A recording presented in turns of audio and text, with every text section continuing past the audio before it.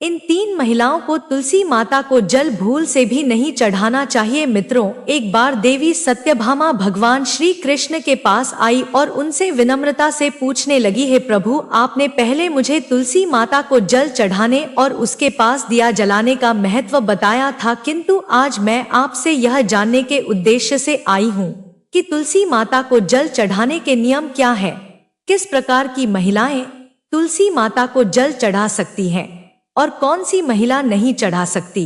कृपया इस विषय में मेरा मार्गदर्शन करें। भगवान श्री कृष्ण ने देवी सत्यभामा के प्रश्न को सरा हुए कहा, है सत्यभामा, तुमने बहुत ही महत्वपूर्ण प्रश्न पूछा है। तुलसी माता को जल चढ़ाने के कुछ विशिष्ट नियम होते हैं और उन नियमों का पालन करने पर ही इसका सही लाभ मिलता है। यदि कोई इन नियमों का पालन नहीं करता तो उसे पुण्य के स्थान पर पाप मिलता है। इसके विपरीत लक्ष्मी ऐसे इंसान के घर को छोड़कर चली जाती है।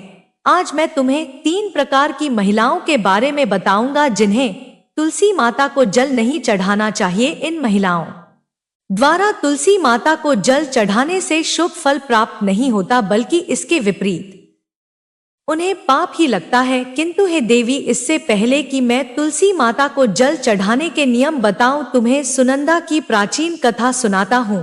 इस कथा को सुनने से 100 वर्षों तक तुलसी माता को जल देने का पुण्य प्राप्त होता है और जो इसे सुनता है उसके कष्ट दूर हो जाते हैं। सत्यभामा ने यह सुनकर कहा, है स्वामी, आपके मुख से इस कथा को सुनना सौभाग्य की बात है। कृपया मुझे इस कथा का पूरा वर्णन करें, मैं इसे बड़े ध्यान से सुनूंगी। फिर भगवान श्री कृष्ण देवी सत्यभामा को सुनंदा की कहानी सुनाने लगे। उन्होंने कहा, है सत्यभामा, एक समय की बात है, दक्षिण देश में एक बहुत ही सुंदर नगरी थी जिसमें सुदेव नाम का एक विद्वान ब्राह्मण निवास करता था। वह वेदों और शास्त्रों का झाता था और धार्मिक कर्तव्यों में निपुण था। उसी नगर के पास एक और नगर था जहां ध्यान नाम का एक अन्य विद्वान ब्राह्मण रहता था। ध्यान के पास एक सुंदर गुणवान बेटी थी जिसका नाम सुनंदा था। ध्यान ने अपनी पुत्री को बड़े लाड प्यार से पाला और उसे हर प्रकार की शिक्षा दी। जब सुनंदा विवाह योग्य हो गई तो ध्यान अपनी पत्नी से कहने लगे, अब समय आ गया है कि हमारी बेटी का विवाह कर दिया जाए। ध्यान की पत्नी ने कहा, है स्वामी, मुझे एक उपयुक्त वर याद आ रहा है। वह एक विद्वान और धार्मिक ब्राह्मण है जिसका नाम सुदेव है। मैं सोचूं कि हमारी पुत्री का विवाह उसी के साथ करा दिया जाए। सुदेव के साथ विवाह कर सुनंदा सुखी जीवन व्यतीत करेगी। ध्यान ने भी सुदेव के बारे में बहुत सुन रखा था तो उसने अपनी पत्नी की बात मान ली और अगले ही दिन सुदेव के पास विवाह का प्रस्ताव लेकर गए। जब ध्यान सुदेव के घर पहुंचे तो उन्होंने देखा कि सुदेव अपने माता पिता की सेवा में तल्लीन है। सुदेव का यह आदर भाव देख ध्यान बहुत प्रभावित हुए। उन्होंने सुदेव के घर की पवित्रता और सजावट को देखा, जहां तुलसी माता का पौधा हरे भरे स्वरूप में विराजमान था और घर के भीतर भगवान विष्णु की प्रतिमा रखी थी। यह सब देखकर ध्यान का और भी प्रसन्न हो गया और उन्हें विश्वास हो गया कि सुदेव उनकी पुत्री के लिए उपयुक्त वर है। तब ध्यान ने सुदेव से कहा, है विप्र, मैं आज आपके पास अपनी पुत्री का विवाह प्रस्ताव लेकर आया हूँ। मैंने आपके समान गुणवान व कहीं और नहीं देखा। सुदेव के माता पिता यह सुनकर बहुत प्रसन्न हुए और उन्होंने सुदेव को विवाह के लिए मनाया। सुदेव भी विवाह के लिए तैयार हो गए और विवाह का मुहूर्त तय करके एक पवित्र स्थान पर सुदेव और सुनंदा का विवाह संपन्न हुआ। सुनंदा के रूप और गुणों से सुदेव बेहद प्रसन्न थे। विवाह के बाद सुनंदा अपने पति और सास ससुर की सेवा में लगी रहती थी। उसकी मधुर वाणी और अच्छे कार्यों से वह सभी के दिलों को जीत लेती थी। सास ससुर भी सुनंदा के कार्यों से बहुत संतुष्ट रहते थे। रोज सुबह वह अपने पति से पहले उठकर आंगन की साफ सफाई करती, फिर स्नान करके तुलसी माता को जल चढ़ाती और भगवान विष्णु एवं मां लक्ष्मी की पूजा करती। उसके बाद वह भोग तैयार करती और उसमें तुलसी माता के पत्ते डालकर भगवान को अर्पित करती। भगवान को भोग लगाकर अपने पति को भोजन कराकर ही वह स्वयं भोजन करती थी। सुनंदा के ससुराल में उसकी यह दिनचर्या और सेवा भाव देखकर हर कोई उसकी प्रशंसा करता। उसका जीवन संपूर्ण सादगी और भक्ति से भरा हुआ था। उसके आचरण और भक्ति भाव ने उसके घर के वातावरण को भी पवित्र बना दिया था। भगवान श्री कृष्ण ने सत्यभामा को यह कथा सुनाते हुए कहा है, सत्यभामा, सुनंदा जैसी पतिव्रता महिलाओं के कारण ही घर में सुख, शांति और समृद्धि बनी रहती है। जो स्त्रियां नियम पूर्वक तुलसी माता को जल चढ़ाती हैं और पूजा करती हैं, उनके घर में लक्ष्मी का वास होता है और उनका जीवन खुशियों से भरा रहता है। इसलिए हर स्त्री को यह ध्यान रखना चाहिए कि वह पवित्रता और सही नियमों का पालन करते हुए ही तुलसी माता की पूजा करे। सत्यभामा ने यह कथा सुनकर भगवान श्री कृष्ण को धन्यवाद दिया और उन्हें विश्वास दिलाया कि वह इस बात का पालन करेंगी। रात को वह पति के चरण दबाकर उसके सो जाने के बाद सो जाया करती थी। सुनंदा के अंदर एक पतिव्रता नारी के सभी लक्षण थे और वह अपने पति को ही परमेश्वर मानकर उनकी सेवा करती थी। सुनंदा ने कभी अपने पति के अलावा अन्य पुरुष के विषय में विचार नहीं किया। वह सत्य धर्म का पालन करने वाली और धर्म कार्य करने वाली पवित्र स्त्री थी। उसने कभी कोई अशुभ कार्य नहीं किया। सुनंदा के ऐसे सात्विक और सरल स्वभाव को देखकर माँ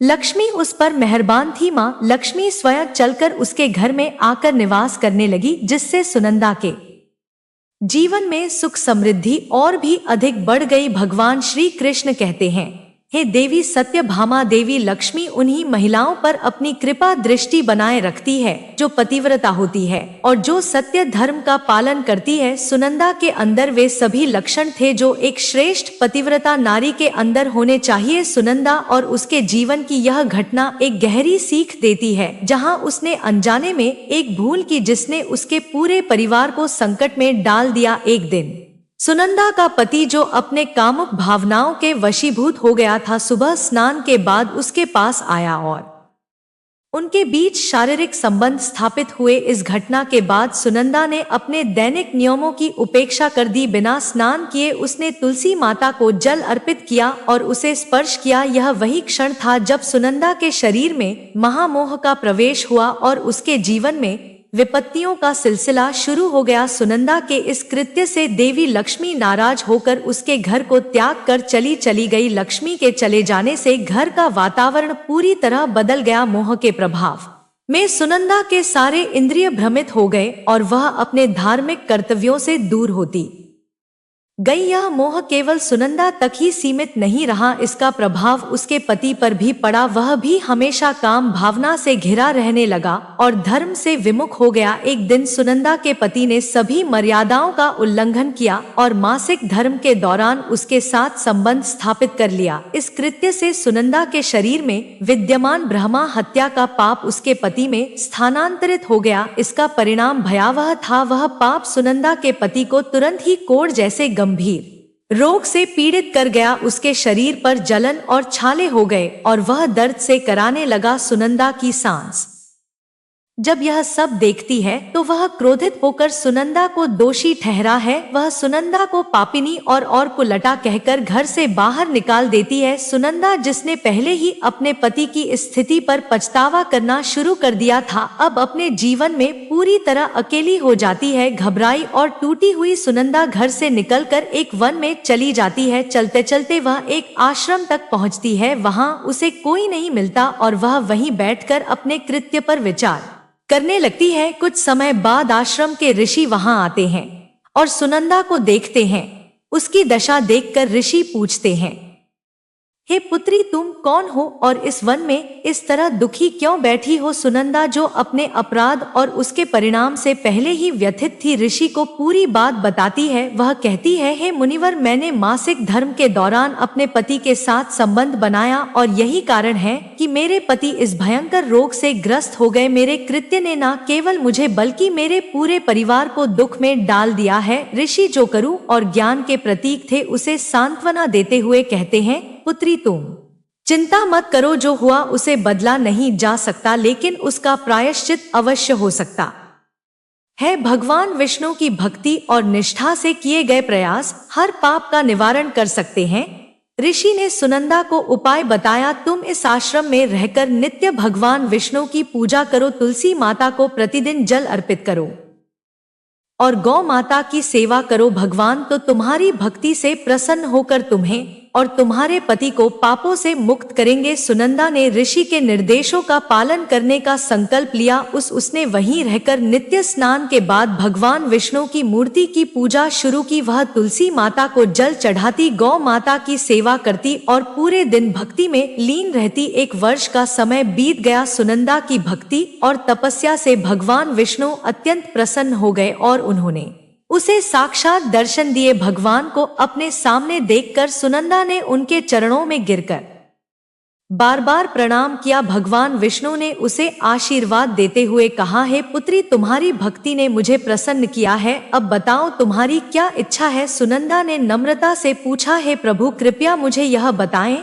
कि मेरे अंदर ऐसा कौन सा दोष था जिसके कारण मैंने यह घोर पाप किया और मेरे पति को ऐसा भयंकर रोग झेलना पड़ा। भगवान विष्णु ने समझाया, पुत्री, तुम्हारे अनजाने में एक भूल हुई थी। पति के साथ संबंध बनाने के बाद बिना स्नान किए तुमने तुलसी माता को स्पर्श किया और जल चढ़ाया। तुलसी माता स्वयं लक्ष्मी का स्वरूप है।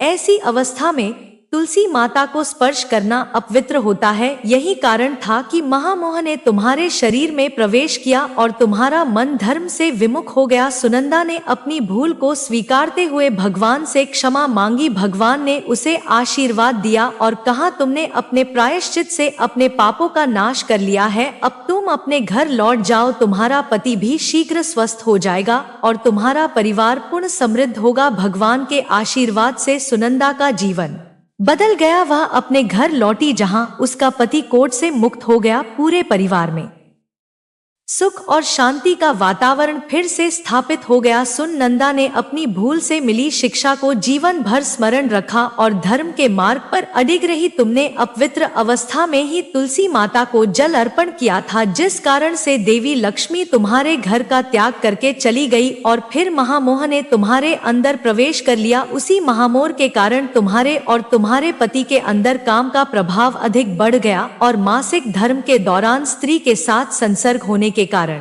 तुम्हारे पति को कोढ़ का रोग हो गया था। वह नंदा कहती है, हे प्रभु, अनजाने में मुझसे यह बड़ा पाप हो गया था। अब इस पाप का क्या प्रायश्चित है। भगवान विष्णु कहते हैं, हे सुनंदा, इस पाप का प्रायश्चित तुमने 1 वर्ष तक ब्रह्मचर्य व्रत का पालन करके कर लिया है, इसीलिए अब तुम पाप से मुक्त हो। सुनंदा कहती है, हे प्रभु, कृपया मुझे बताइए किस अवस्था में तुलसी माता को जल नहीं देना चाहिए और तुलसी माता को जल देने के क्या नियम है। भगवान विष्णु कहते हैं, हे सुनंदा, अब मैं तुम्हें तुलसी माता को जल देने के नियम बताता, तुम इसे ध्यान से सुनो। हे पुत्री, तुलसी माता एक अत्यंत पवित्र पौधा है। यह मुझे सबसे अधिक प्रिय है, इसीलिए इसकी सात्विकता बनी रहनी चाहिए। इस पौधे को कभी अपवित्र अवस्था में स्पर्श नहीं करना चाहिए। जो स्त्री मासिक धर्म से हो, उस स्त्री को इस पौधे को कभी स्पर्श नहीं करना चाहिए। मासिक धर्म के दौरान स्त्री के शरीर में ब्रह्मा हत्या का पाप होता है। ऐसे में स्त्री को तुलसी माता को जल नहीं देना चाहिए। किसी भी स्त्री और पुरुष को संबंध बनाने के बाद तुलसी माता के पौधे को स्पर्श नहीं करना चाहिए और न ही इसे जल देना चाहिए। संबंध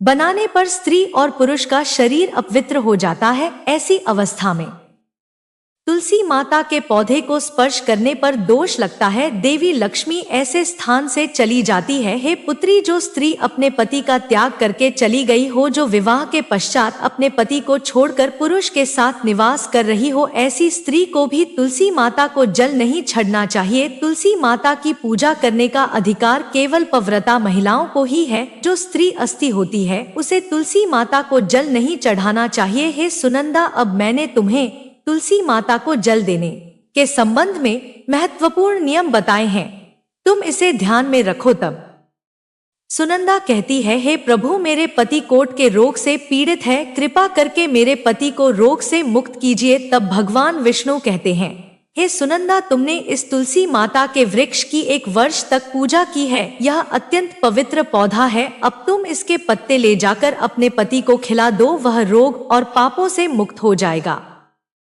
इतना कहकर भगवान विष्णु अंतर्ध्यान हो जाते हैं। यह सुनकर कर सुनंदा बहुत प्रसन्न हो जाती है और भगवान विष्णु को बारंबार प्रणाम करके धन्यवाद देती है। फिर सुनंदा उस तुलसी माता के पौधे के कुछ पत्ते तोड़कर घर पर जाती है और अपने कोढ़ी पति को खिला देती है। तुलसी माता के पत्ते खाते ही उसका पति एकदम से स्वस्थ हो जाता है और सुनंदा को गले से लगा लेता है। सुनंदा की सांस भी जब यह चमत्कार देखती है तो बड़ी प्रसन्न हो जाती है और फिर वे सभी प्रसन्नता से रहने लगते हैं। भगवान श्री कृष्ण कहते हैं, हे सत्यभामा, इसीलिए इन अवस्थाओं में महिलाओं को तुलसी माता को जल नहीं चढ़ा चाहिए और न ही तुलसी माता को स्पर्श करना चाहिए, अन्यथा इसके अशुभ परिणाम भोगने पड़ते हैं, जैसा सुनंदा के साथ हुआ था। मित्रों, अब जानते हैं तुलसी माता के पौधे से जुड़े महत्वपूर्ण नियम। शास्त्रों के अनुसार सोमवार, बुधवार और रविवार का दिन तुलसी माता का पौधा लगाने के लिए बहुत शुभ होता है। ग्रहण काल के दौरान तुलसी माता का पौधा लगाना या उसे छूना बिल्कुल उचित नहीं माना जाता है। इस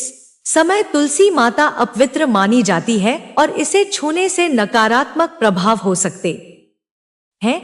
तुलसी माता का पौधा मिट्टी के गमले में लगाना सबसे उत्तम होता है और इसे घर के मुख्य द्वार के सामने सुंदर गमले में रखना चाहिए। तुलसी माता का गमला हमेशा जमीन पर या किसी ऊंची जगह पर रखा जाना चाहिए, लेकिन इसे कभी लटका कर नहीं रखना चाहिए। इसके लिए अच्छी और शुद्ध मिट्टी का उपयोग करना चाहिए। अशुभ स्थानों जैसे शमशान, नाली या शौचालय से ली गई मिट्टी का उपयोग तुलसी माता के गमले में नहीं करना चाहिए। तुलसी माता के पौधे को जमीन में लगाने की बजाय गमले में लगाना बेहतर होता है, क्योंकि जमीन में लगाने पर इसका आकार बहुत बड़ा हो सकता है। इससे पूजा करने में कठिनाई होती है और कई बार लोग इसकी टहनियां तोड़ने लगे हैं। साथ ही जमीन में लगे तुलसी माता के पौधे को पशु नुकसान पहुंचा सकते हैं।